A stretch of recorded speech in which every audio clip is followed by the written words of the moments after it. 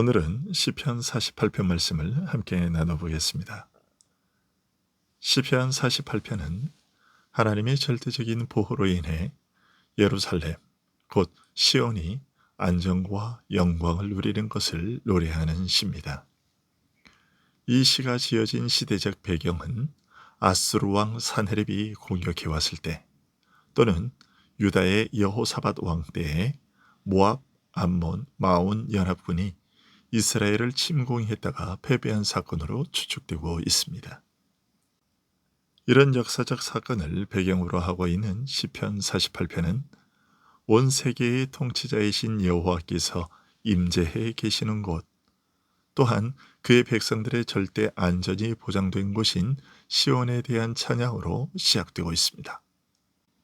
1절과 2절입니다. 여호와는 위대하시니 우리 하나님의 성 거룩한 산에서 극진히 찬양받으시리로다. 터가 높고 아름다워 온 세계가 즐거워하며 큰 왕의 성 곧 북방에 있는 시온산이 그러하도다.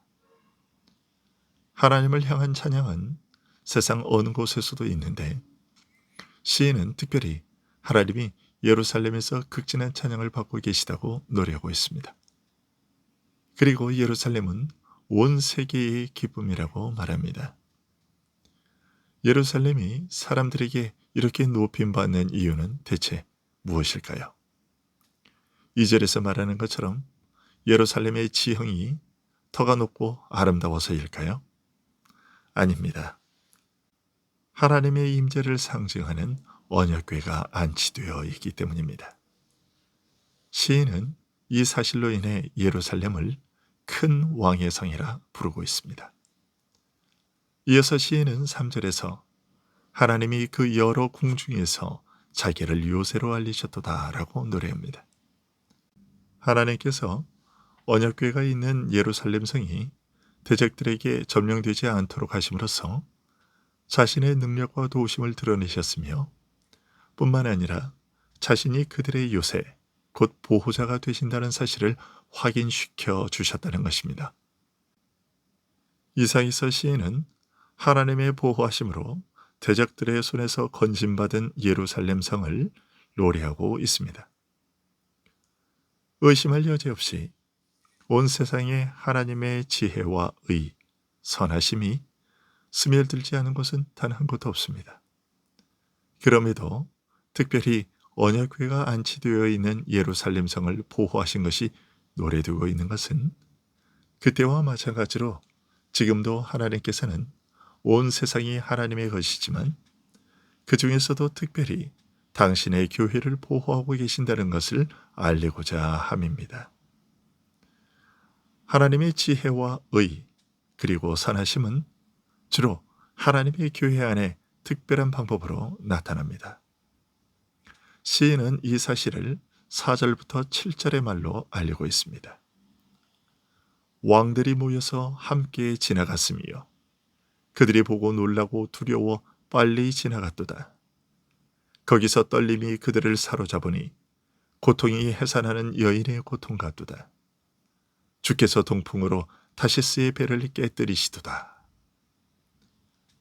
그동안 이방의 왕들이 여러 차례 이스라엘을 공격하러 왔었지만 하나님께서 이스라엘을 위하시는 그 능력들을 목격하고서는 하나같이 놀라고 두려워하였고, 강한 바람에 항해하던 배가 깨어지고 부서지듯 패배하고 돌아갔다는 것입니다. 이 사실로부터 우리는 교회가 억센 적들에 의해 무서운 공격을 받는 것이 그리 특별한 일이 아니라는 것을 배우게 됩니다. 하나님께서는 이스라엘이 적들에게 공격을 받을 때마다 당신의 특별한 능력으로 그들을 물리쳐 주심으로써 당신의 놀라운 능력에 대한 부정할 수 없는 증거들을 그들에게 보여주셨습니다. 마찬가지로 지금도 하나님은 교회를 향한 대적들의 공격을 통해 부정할 수 없는 하나님의 능력의 증거들을 우리들에게 보여주십니다. 그러니 대적들의 공격을 받을 때에 두려워하지 맙시다. 하나님께서 고개를 끄덕이시는 것만으로도 우리를 구원하시기에 넉넉하다는 것을 명심합시다. 원수들이 우리를 덮치기 위해 사방으로부터 공격해 오더라도 하나님께서 원하시기만 하면 그들을 놀라게 할 수 있고, 그들이 우리를 대항하려는 중에도 순식간에 낙담하도록 하실 수 있는 충분한 능력이 하나님께 있음을 명심합시다.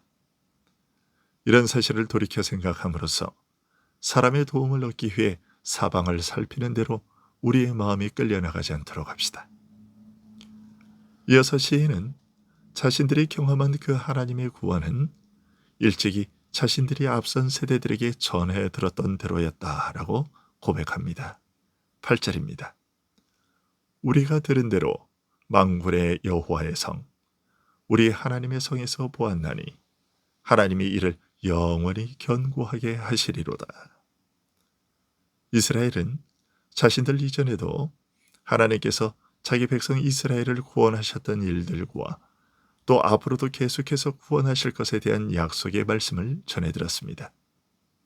그런데 이제 그것을 실제로 목도했습니다. 하나님께서 그 약속하신 것을 실제로 행하신 것입니다. 이 사실로부터 우리는 하나님께서 자신이 이행하지 않으실 일들은 결코 우리들에게 약속하지 않으신다는 것과 그의 약속의 말씀으로 우리 마음속에 생겨나게 하신 그 소망을 결코 실망되게 하지 않으신다는 것을 배우게 됩니다. 시인은 자신들이 하나님의 이 구원을 경험하기 전에 앞선 세대들에게서 전해들은 그 약속을 기대하며 하나님의 구원의 때를 기다렸다고 9절에서 고백합니다. 하나님이여, 우리가 주의 전 가운데에서 주의 인자하심을 생각하였나이다. 그리고 그 기다림이 마침내 현실이 되었다고 말합니다. 10절입니다. 하나님이여, 주의 이름과 같이 찬송도 땅끝까지 미쳤으며 주의 오른손에는 정의가 충만하였나이다. 불의한 대적들의 공격을 하나님께서 격파하여 정의를 행하신 일로 말미암아 하나님의 이름을 듣는 하나님의 백성들마다 하나님을 향한 찬양을 드리게 되었다는 것입니다. 그리고 이 하나님의 구원의 은혜를 경험한 백성들을 향해 하나님을 즐거워하고 찬양하라고 11절에서 권면합니다. 주의 심판으로 말미암아 시온산은 기뻐하고 유다의 딸들은 즐거워할지어다. 이어서 하나님의 그 구원의 흔적들, 그 증거들을 눈으로 직접 확인해보고 이 사실을 후대들에게도 전하여 그들도 하나님이 자신들의 보호자요 요새가 되심을 신뢰하고 환난 때에 하나님을 의지하여 흔들리지 말도록 하며 그 구원의 약속을 이행하시는 하나님을 경험하고 찬양하도록 하라고 권합니다. 12절부터 14절입니다. 너희는 시온을 돌면서 그곳을 둘러보고 그 망대들을 세워보라. 그의 성벽을 자세히 보고 그의 궁전을 살펴서 후대에 전하라. 이 하나님은 영원히 우리 하나님이시니 그가 우리를 죽을 때까지 인도하시리로다. 시인이 선포하는 대로 하나님은 영원히 우리의 하나님이십니다. 그러시기에 우리를 죽을 때까지 인도하실 것이며 우리가 이 세상을 떠난 후에도 영원히 우리의 삶을 인도하실 것입니다. 기도하겠습니다.